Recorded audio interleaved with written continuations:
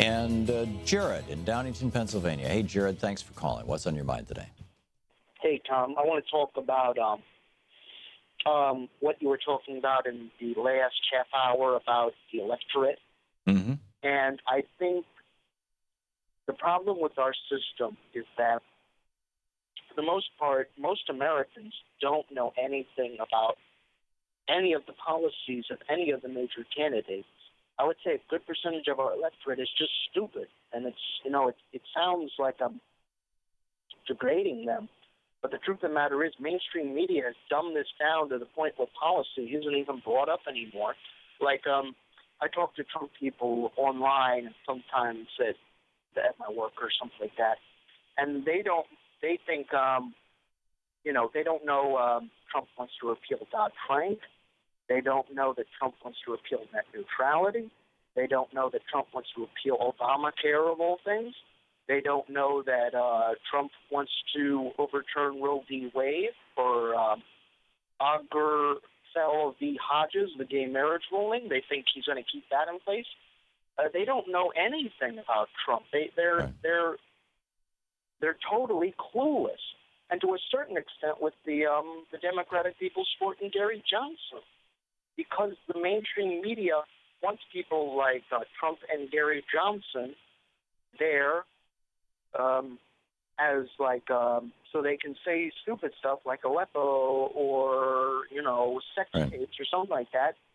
Meanwhile, climate change is destroying our planet, and the GOP has become literally a party, a cult that worships rich people. That's what we're dealing with there. We're dealing with people who don't believe in facts or polls. Yeah, no, I agree broadly with what you're saying, Jared. Your first comment, though, that American people are stupid, and then they qualified it, and I would go with your qualification, which is I would say that it's not that the American people are stupid, it's that the American people are malinformed, not even misinformed, like mal as in malware, evilware, badware.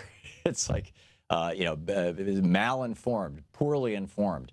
And the reason why is very, very simple. We've had this massive consolidation of our media in the United States over the last 30 years as a result of Reaganism and then, several steps along the road from Reaganism. And now the media no longer cares about news and no longer cares about an informed and educated electorate. They care about what's going to make them the most money. And as Les Moonves said to a group of CBS stockholders and investors, Trump may be terrible for America, but he sure is good for CBS. And it may not be good for America, but it's damn good for CBS. That's all I got to say. Thank you, Shano. And there it is. I mean, that's Les Moonves in his own words. And that's what's going on. That's why people don't know the things that you just talked about, Jared.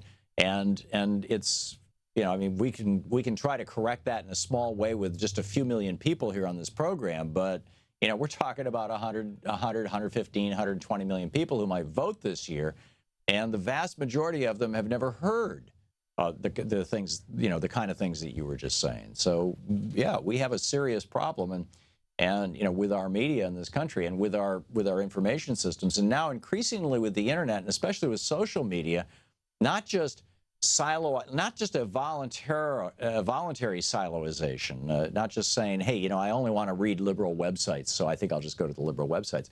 But now on Facebook in particular, but several other social media platforms, they are tailoring those social media platforms to feed you more of what you typically like, so that you'll want to come back to them more often, which means that you're not exposed to the things that you don't like, which means that Trump supporters are never seeing the arguments against Trump or in favor of Clinton, or Gary Johnson supporters are not seeing the information that you laid out, Jared, about Gary Johnson and his positions.